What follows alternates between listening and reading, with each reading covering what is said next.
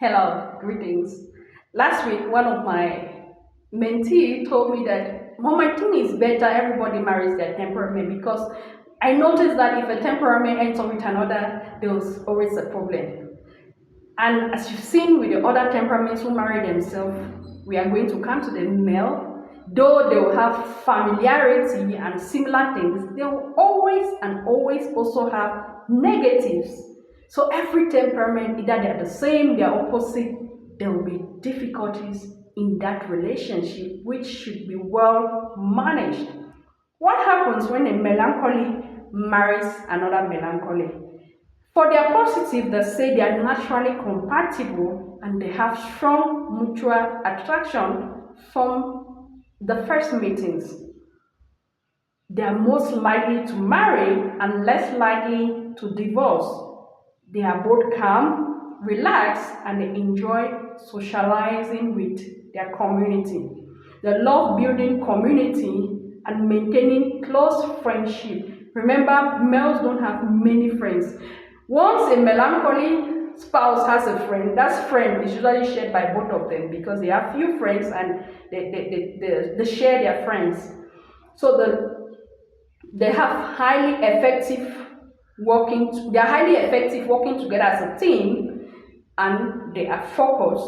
They both save money and they spend carefully. They have to sit down, draw a list, plan, talk about it. If they have 1 million, we are going to spend 200,000 here, 300,000 here, we are going to save 200, and they can easily plan and agree because maybe the sanguine who is spendthrift is not around, or the choleric who will go ahead is not around. So these two, they are able to sit down, plan together, take all the time they need to start the project.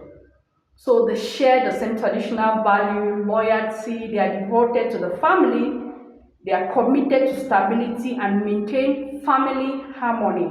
They are patient and willing to overlook differences for the sake of peace.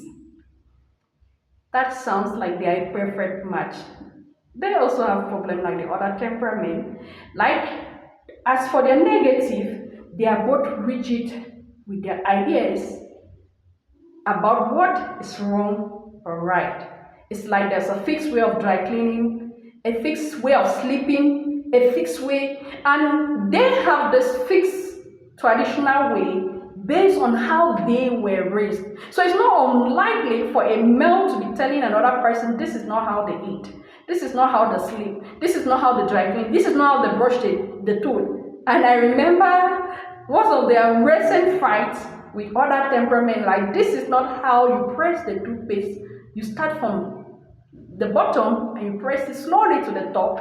So they have fixed rules how everything should be done. So if this other person was not raised in the same rules and culture, it can be so hard for them to be flexible to allow the next person do the way they want to do. And given that the next person is also a male with fixed rules and culture, even 20 years down the marriage, they are unable to move from that fixed rule and culture to adapt to the spouse way of life. For example, if a flag used to do something different in their house, by the time it gets married to you, say, this is where I think we should do, they are easily adaptable. But for a melancholy, once they know and they were raised that this is how something is done, they both will be so hold on to the way they were taught and the culture in which they were raised up, that it might become difficult for them to find a mid ground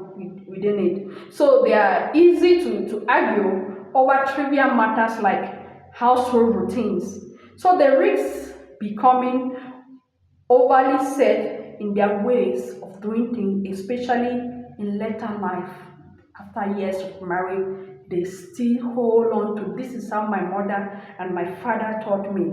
So they both lack spontaneity and may lead to boredom over time. They don't change the way they think, they don't change the way they do things, and everybody holds firm on how they think it should be done. Somebody once jokingly said, for a male, if you have to comb your hair left from left to right. You should do that every day for the next 30 years. So once a melancholy wakes up from bed at 4 p.m. or 4 a.m. in the morning, they have the likelihood of waking up at 4 a.m. for the next 20 years. So they don't like today I do this, tomorrow I do that. So both if they both stick to their way of life, the way they are raised, it might be so difficult and impossible for them to actually agree on anything or any rule or any procedure. So what is the solution? Is for them to know, or for every male to know, I have fixed ideas about what is right and what is wrong. And most times, these fixed ideas are a bit, from my upbringings, are not universal. And if I can at least adjust to meet the other person halfway. For example, if I believe that I was raised up family prayer 6 a.m. The next person was raised up family prayer 4 a.m. and they're arguing about no, it must be 4 a.m., must be 6 a.m. If both are able to meet halfway, like okay, let's meet at 5 a.m., then it will be easy. But if both insist on sticking to the way and how they were raised, their marriage will